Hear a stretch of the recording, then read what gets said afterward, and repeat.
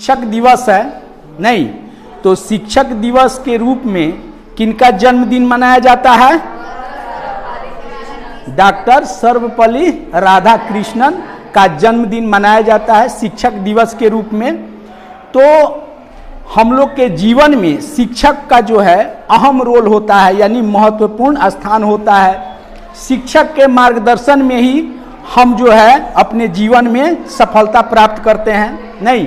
तो आज हम शिक्षक का महत्व, शिक्षक को ऐसे गुरु भी कहा जाता है नहीं, तो इस गुरु के महत्व के बारे में कुछ बतलाएंगे जो, और इसी बहाने हम भी अपने गुरु को याद कर लेंगे, उनको प्रणाम कर लेंगे नहीं। तो सुनिए, गुरु गोविंद दो खड़े काके लागू पाए, गुरु गोविंद दो खड़े काके लागू पाए, बलिहारी गुरु आपने गोविंद दियो बता कबीरा, गोविंद दियो बता। देखिए, इसमें कहा जा रहा है कि गुरु, एक तरफ गुरु खड़े हो और एक तरफ गोविंद। गोविंद का मतलब क्या हुआ? माता पिता। गोविंद का मतलब माता पिता खड़े हो और एक तरफ गुरु खड़े हो, तो हमको किनको प्रणाम करना चाहिए? माता पिता को कि गुरु को? माता पिता को नहीं, हमको पहले गुरु को प्रणाम करना चाहिए। क्यों गुरु को प्रणाम करना चाहिए? क्योंकि वह गुरु ही है जो सबके जीवन में, मेरे जीवन में, आप लोग के जीवन में माता पिता के महत्व को बता देता है। माता पिता क्या हैं, उनका हमारे जीवन में क्या रोल रहता है नहीं, मेरे लिए माता पिता का क्या सम्मान होना चाहिए, इसके बारे में हमको कौन बताते हैं?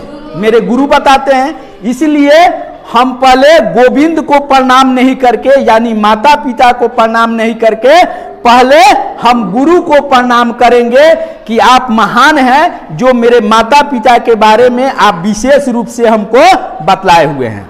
ठीक है, चलिए आगे है। गुरु कुम्हार शिष्य कुंभ है, गढ़ी गढ़ी काढ़ खोट, अंतर हाथ सहारा दे, बाहर मारे चोट कबीरा, बाहर मारे चोट। कह रहे हैं कि गुरु कुम्हार शिष्य कुंभ है। गुरु किसके समान है? कुम्हार के समान है। कुम्हार आप लोग देखे हुए हैं, कच्चा मिट्टी से जो मिट्टी को सान कर और मिट्टी के बर्तन बनाते हैं नहीं, उसके समान कौन है? गुरु। गुरु का स्थान जीवन में उस कुम्हार के समान है। तो कुम्हार जो है मिट्टी का जब बर्तन बनाते हैं तो क्या करते हैं? वे चाक पर मिट्टी का बर्तन गढ़ देते हैं, उसके बाद कुछ देर छोड़ देते हैं, उसके बाद क्या करते हैं कि उनको मिट्टी के बर्तन को ठोकने वाला रहता है, मारने वाला, तो नीचे कुम्हार क्या करता है? बर्तन के नीचे हाथ करके ऐसे ऐसे ठोकता है। क्यों ठोकता है?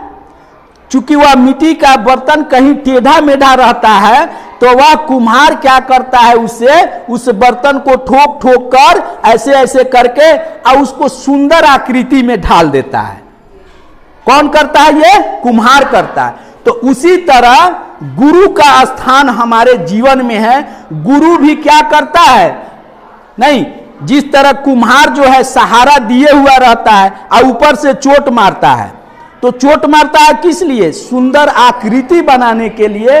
उसी तरह गुरु जो है हम लोग को भी उसी तरह करते हैं। हम लोग को अंदर से वे सहारा भी देते हैं और बाहर से क्या करते हैं? चोट देते हैं। तो ये चोट, चूंकि यहाँ तो कुम्हार का चोट समझ रहे हैं, और ये गुरु का चोट क्या है? समय समय पर आपको दुख दे देते हैं नहीं, कुछ ऐसी विपदा की घड़ी दे देते हैं नहीं, वे जानते हुए वे आपका वहां सहारा भी कर रहे हैं। तो ये क्यों देते हैं? वे चोट का मतलब यहाँ कोई परिस्थिति ऐसा पैदा कर देते हैं जिससे आप सहन करें। नहीं, आप उस परिस्थिति को झेले, और इस तरह करके गुरु जो है हम लोग को क्या करते हैं, अच्छा आकार देने के लिए, अच्छा विचार देने के लिए जीवन में बहुत प्रकार की परिस्थिति भी देते रहते हैं। नहीं तो यहां जो है इसमें गुरु का दर्जा किससे की गई है, कुम्हार से। जिस तरह कुम्हार जो है अपने बर्तन को ठोक ठोक कर सुंदर बना लेता है, उसी तरह गुरु जो है हमको सिखा सिखा कर, कुछ पीट कर, कुछ समझा कर, कुछ बताकर भी हमको जीवन में सफल बना देते हैं। यह तन बीस की बेलेरी, गुरु अमृति की खान। यह तन बीस की बेलेरी, गुरु अमृति की खान। शीश दिए जो गुरु मिले, तो भी सस्ता जान कबीरा, तो भी सस्ता जान। देखिए इसमें गुरु का महत्व इस तरह बताया गया है कि यह तन बीस की बेलरी, तन मीन्स क्या होता है, शरीर। यह शरीर जो है 20 की बेलरी, 20 मीन्स क्या होता है, जहर। ये पूरे शरीर में क्या भरा हुआ है, जहर भरा हुआ है, यानी अज्ञानता रूपी जहर भरा हुआ है। कौन जहर भरा हुआ है, अज्ञानता रूपी जहर, अंधकार रूपी जहर पूरा भरा हुआ है। नहीं तो यह तन 20 की बेलरी और गुरु अमृत की खान, और अमृत किनके अंदर भरा हुआ है, गुरु के। नहीं, ये गुरु शब्द बहुत बड़ा शब्द है, इसका अर्थ लगाना जो है बहुत ही जटिल है। नहीं, गुरु के यहाँ क्या है, अमृत का खजाना है, और हम लोग के तन में क्या है, विष है। कौन सा विष है, कौन सा जार है, अज्ञानता का, कुविचार का। नहीं, अज्ञानता का, कुविचार का विष है। पूरा शरीर अज्ञानता से भरा हुआ है, अंधकार से भरा हुआ है, और गुरु के पास क्या रहता है, अमृत की खान। अमृत तो समझ रहे हैं, नहीं तो अमृत का खान किनके पास रहता है, गुरु के पास रहता है। तो कह रहे हैं कि शीश दिए जो गुरु मिले, तो भी सस्ता जान। तो गुरु क्या करते हैं, अपने शिष्य को जो उसके अंदर विष भरा रहता है, उस विष को निकाल देते हैं। यानी उसके अंदर जो अज्ञानता रहती है, अंधकार रहता है, कुविचार रहता है, उसको क्या कर देते हैं, समाप्त कर देते हैं। कौन समाप्त करते हैं, गुरु समाप्त करते हैं, गुरु समाप्त कर देते हैं। तो यही कह रहा है कि अच्छे गुरु अगर ये शीश अपना सिर देने के भी बाद मिले, तो भी सस्ता जान, तो भी सस्ता है। आप लोग जब और बड़े होइएगा तब आपको समझ में आएगा कि गुरु बहुत बड़ी चीज होती है, जिसको सब लोग ढूंढ ही रहा है। तो हम वास्तविक गुरु ढूंढेंगे, क्योंकि ये प्रकृति भी गुरु है, समय भी गुरु होता है, परिस्थिति भी गुरु होता है। किस मोड़ पर आपको किस गुरु से भेंट हो जाए, कौन आपके अंधकार को दूर कर देगा, इसका कोई आता पता नहीं है। इसलिए कहा गया है कि जब तक गुरु मिले ना साचा, बदलो गुरु 10 पांचा, बदलो गुरु 10 पांचा। कहने का मतलब है जीवन में सफल होने के लिए गुरु का बहुत ही मतलब महत्व है। ऐसे ही हम लोग सुबह में जो प्रार्थना करते हैं, हम लोग किसकी वंदना करते हैं, उस गुरु की वंदना करते हैं, उस ईश्वर की वंदना करते हैं। नहीं कि हे गुरु हमको सद्बुद्धि दीजिए, सद्विचार दीजिए, ताकि हम अपने जीवन में सफल हो सके।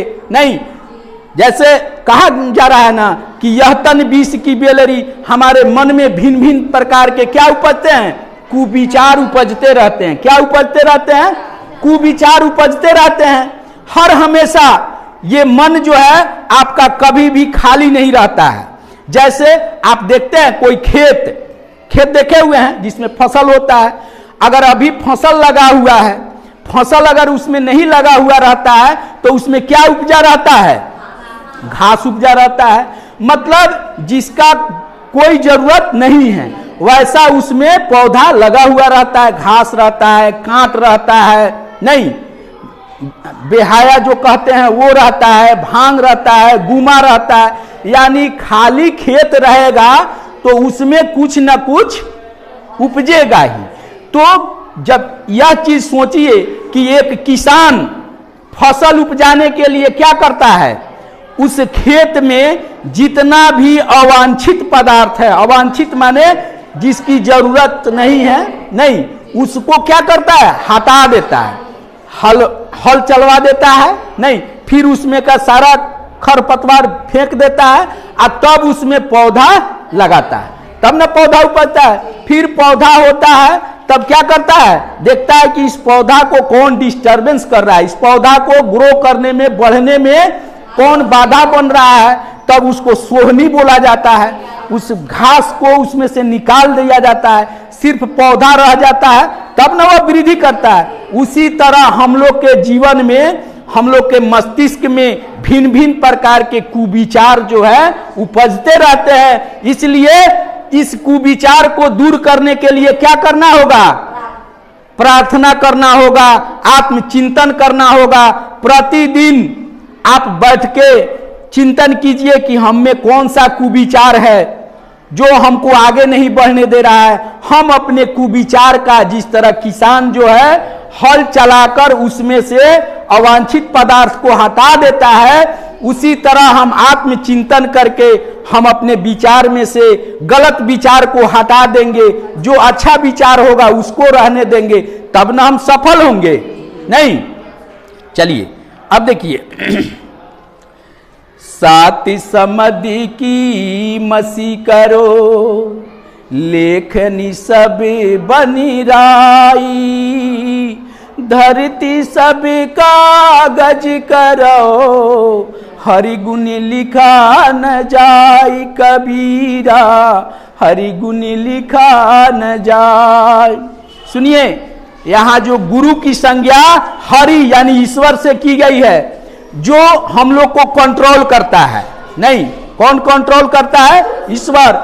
हम लोग प्रतिदिन प्रार्थना करते हैं, आत्मचिंतन करते हैं, मनन करते हैं, तो कह रहे हैं कि 7 समुद्र की यानी 7 समुद्र का, मसी माने क्या होता है, स्याही।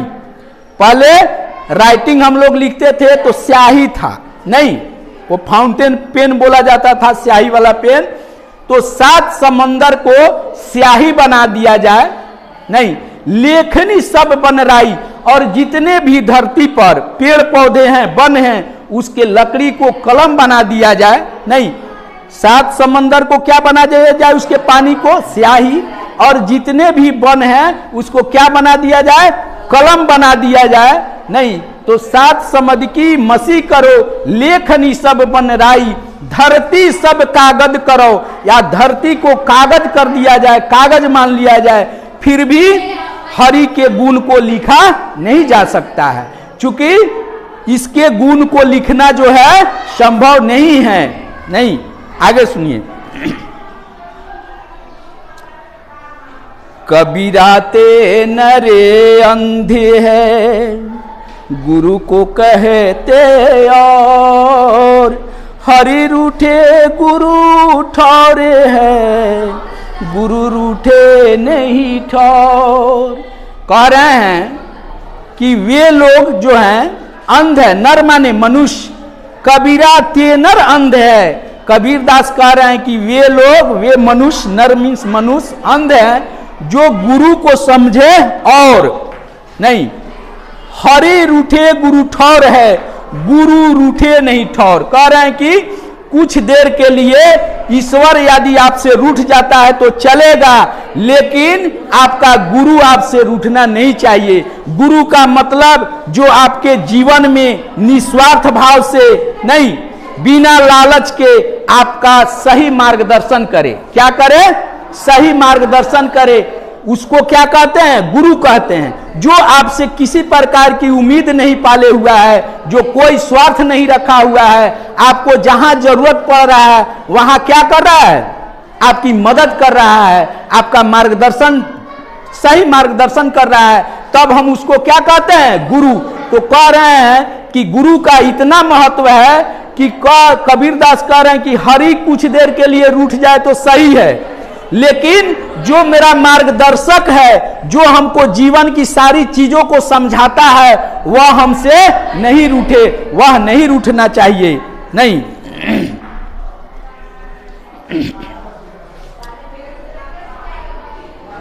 गुरु को की जय दंडवते, कोटि कोटि परिणाम, कीट न जाने भृंग को, गुरु करे आप समान। कह रहे हैं कि गुरु को दंडवत कीजिए, यानी दंडवत कहा जाता है ऐसे जब हम लोग पैर पे सोकर प्रणाम करते हैं, उसको क्या कहा जाता है? दंडवत कहा जाता है। तो गुरु का दंडवत कीजिए, कोटि कोटि माने सहस्रों बार, बार बार उनको प्रणाम कीजिए। नहीं, किनको? गुरु को बार बार प्रणाम कीजिए। देखिए क्यों? क्योंकि कह रहे हैं कि कीट न जाने भृंग को। भृंग एक प्रकार का मक्खी होता है, जिसे कीट क्या करता है? डंक मारते मारते अपने समान कीट बना लेता है। कीट किसको डंक मारता है? भृंग को। भृंग क्या होता है? एक प्रकार का मक्खी होता है, जिसे डंक मारते मारते वह कीट अपने समान बना लेता है। उसी तरह जो सच्चा गुरु है, वह जो है आपको बार बार कहते कहते, पढ़ाते लिखाते नहीं, डांटते फटकारते अपने समान बना लेते हैं। इसलिए ऐसे गुरु को हम भी अपने गुरु को दंडवत करते हैं और बार बार प्रणाम करते हैं कि गुरु के बिना मेरा जीवन जो है निसफल हो जाएगा। जीवन में सफल होने के लिए गुरु की जरूरत है। उसके बाद सुनिए, गुरु बिन ज्ञान ना उपजे, गुरु बिन मिले न मोक्ष, गुरु बिन लखे न सत्य को, गुरु बिन मिटे न दोष। क्या कह रहे हैं कि बिना गुरु का ज्ञान नहीं होगा, यानी आपका कोई मार्गदर्शक नहीं होगा जो निस्वार्थ भाव से आपको सही गाइडलाइन दे सके, तो आपको कुछ समझ में नहीं आएगा। क्योंकि बच्चा क्या होता है? बच्चा को कोरा कागज कहा जाता है।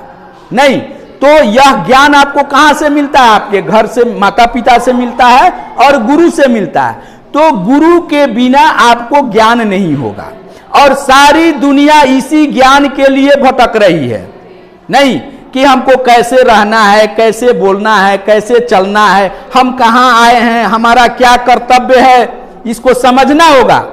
क्योंकि यहां आने के बाद जाना भी है, इसलिए हम अपने कर्तव्य का निर्वहन ठीक ढंग से करके तब जाएंगे। नहीं, गुरु बिन लखे न सत्य को, सत्य को परखने के लिए, सत्य से साक्षात्कार के लिए किसकी जरूरत है? गुरु की।